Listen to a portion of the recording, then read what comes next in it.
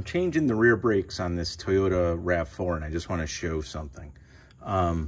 So often when you do rear brakes, especially when the parking brake is basically a drum brake assembly inside, kind of like the hat of the rotor, these things, you know, are difficult to get off. They get on there pretty good. They're seized up pretty good.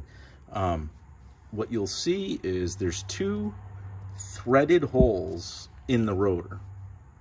And if you look, right, those holes go to nothing. You just see steel back there.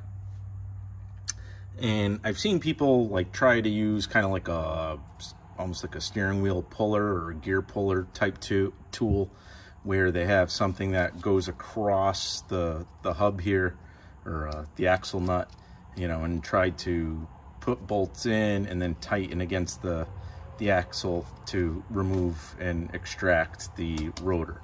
I'm just going to do a much more simple approach. Basically, I found in the shop some bolts I had that matched this thread, and all I'm going to do is put these in, and that shiny metal that you see in there is the face of the hub, so it's nothing you're going to damage. So I am just going to put these in and tighten them, and in theory, as these go in and push against the face of the hub and you crank on them, the rotor itself should back off.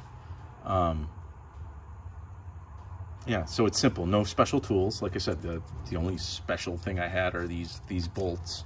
If you have an impact gun, this goes really quick. I'm going to do this by hand just to show that it can be done by hand.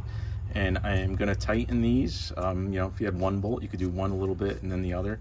But I'm going to tighten these and hopefully watch this extremely tight, it's tight on here, rotor come off. So again, just going to tighten these bolts, and they should create separation there. As you heard, it just popped as it separated.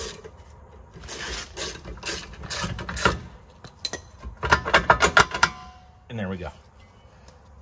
So again, these bolts, if you look, you can see by where the rust is, those holes just went against the hub. So as you tighten the bolts and they traveled through the rotor, they're just pushing on the hub, forcing the rotor loose. And that's really it. I mean, it's, you know, you may see that and think you have to do some special tool, or you may think you have to go in and somehow, you know, loosen the parking brake shoes, or, you know, just whack the heck out of the rotor from the rear with a hammer. But it's really that simple, just using, you know, some bolts you have laying around the shop. And that's it.